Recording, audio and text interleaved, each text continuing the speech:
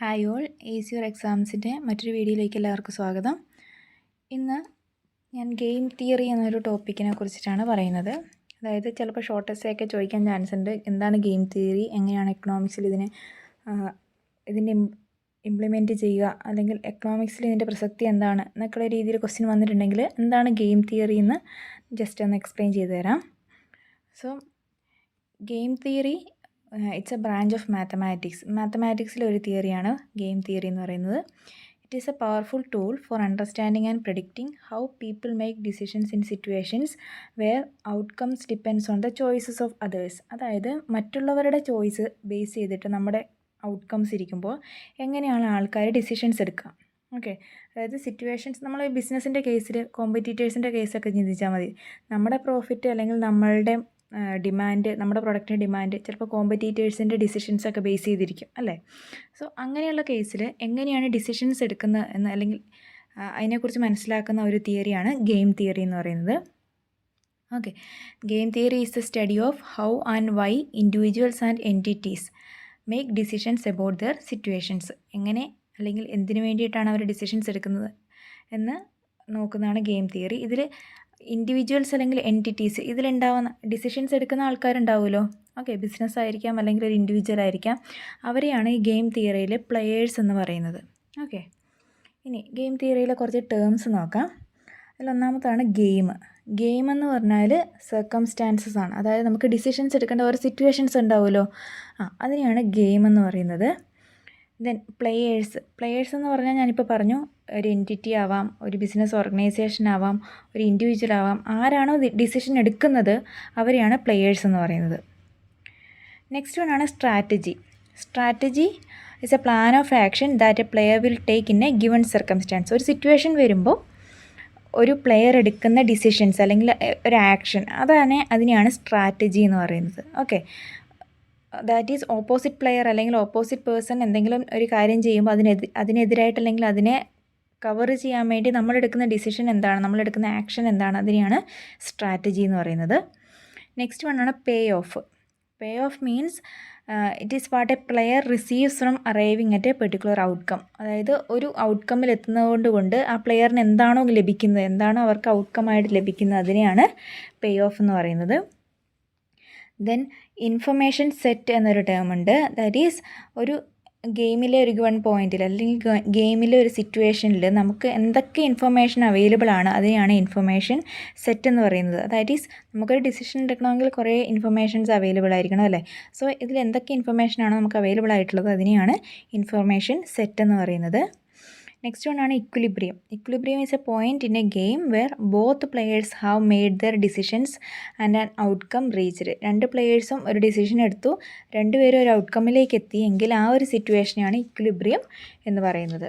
Okay, ഇനി ഈ game തിയറിയിൽ രണ്ട് ടൈപ്പ് ഓഫ് ഗെയിംസിനെ കുറിച്ച് പറയുന്നുണ്ട്. Single move games and multiple move games.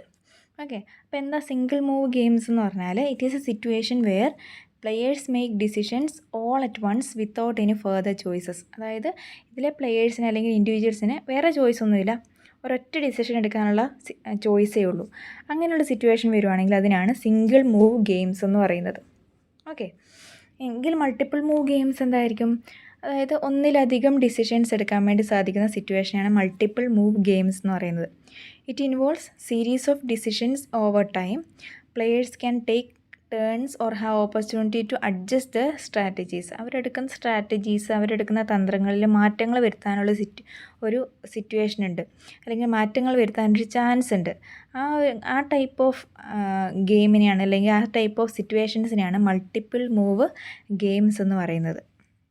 Okay, ഇനി വേറൊരു ടേമാണ് നാഷ് ഇക്വിലിബ്രിയം എന്ന് പറഞ്ഞാൽ it is the outcome reached.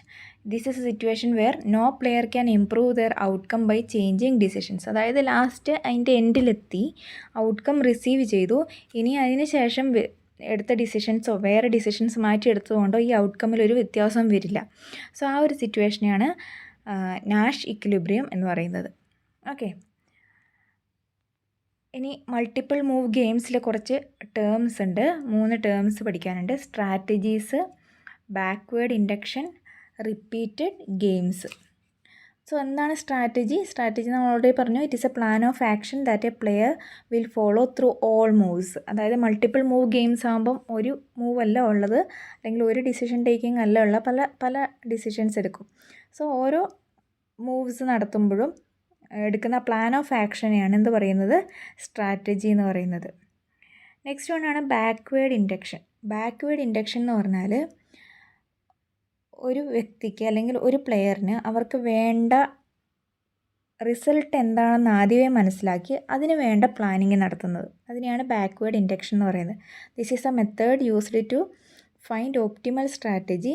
It involves looking ahead to the end of the game and working backwards to determine best strategy. അതായത് നമ്മുടെ optimal strategy select ചെയ്യാനായിട്ട് എന്താണ് എൻഡിൽ വേണ്ടത്, എൻഡിൽ ആ ഒരു പ്ലെയർക്ക് ആവശ്യമായിട്ടുള്ളത് എന്താണെന്ന് കണ്ടറിഞ്ഞ് അതിന് ഏറ്റവും ബെറ്റർ ആയിട്ടുള്ള ഒപ്റ്റിമൽ സ്ട്രാറ്റജി ഏതാണെന്ന് സെലക്ട് ചെയ്യുന്നതിനെയാണ് ബാക്ക്വേർഡ് ഇൻഡക്ഷൻ എന്ന് പറയുന്നത്. ദെൻ റിപ്പീറ്റഡ് ഗെയിംസ്, അത് മൾട്ടിപ്പിൾ മൂവ് ഗെയിംസിലെ ഒരു ടേമാണ് repeated games. That means same players interacting over and over again. ഒരേ പ്ലെയേഴ്സ് തന്നെ ഒന്നിലധികം തവണ അവർ എന്താ പറയുക ഇൻട്രാക്റ്റ് ചെയ്യുക, കോമ്പീറ്റ് ചെയ്യുക, ആ ഒരു സിറ്റുവേഷനാണ് റിപ്പീറ്റഡ് ഗെയിംസ് എന്ന് പറയുന്നത്. ഓക്കെ, സോ അപ്പോൾ ഇതാണ് ഗെയിം തിയറീനെ കുറിച്ചിട്ട് പറയാനുള്ളത്. ഇത് അല്ലെങ്കിൽ നമുക്കൊരു ബിസിനസ് ആപ്ലിക്കേഷൻ വരുന്നത് എപ്പോഴും ഒരു ബിസിനസ്സിലെ കോമ്പറ്റീറ്റേഴ്സിൻ്റെ ഡിസിഷൻസ് അനുസരിച്ച് നമ്മുടെ ഡിസിഷൻസ് മാറ്റം വരുത്തുന്നത്, ആ ഒരു സിറ്റുവേഷൻസിലൊക്കെയാണ് ഇത് ഇക്കണോമിക്സ് അല്ലെങ്കിൽ ബിസിനസ്സിൻ്റെ ആപ്ലിക്കേഷൻ വരുന്നത്. ഇത് ആക്ച്വലി ഒരു മാത്തമാറ്റിക്കൽ തിയറിയാണ്, അല്ലെങ്കിൽ മാത്തമാറ്റിക്സിൻ്റെ ബ്രാഞ്ചിൽ വരുന്നൊരു തിയറിയാണ്. ബട്ട് ഇത് എക്കണോമിക്സിൽ അപ്ലൈ ചെയ്യുന്നുണ്ട്, അല്ലെങ്കിൽ ബിസിനസ് മാനേജ്മെൻറ്റിൽ അപ്ലൈ ചെയ്യുന്നുണ്ട്. സോ ഒരു ഷോർട്ട് എസ്സേ ചോദിച്ചിട്ടുണ്ടെങ്കിൽ എങ്ങനെ എഴുതും, ഇതിൻ്റെ ഓരോ ടേംസ് എന്തൊക്കെയാണെന്നൊക്കെ ഓർത്തിരിക്കുക. Okay, so thank you.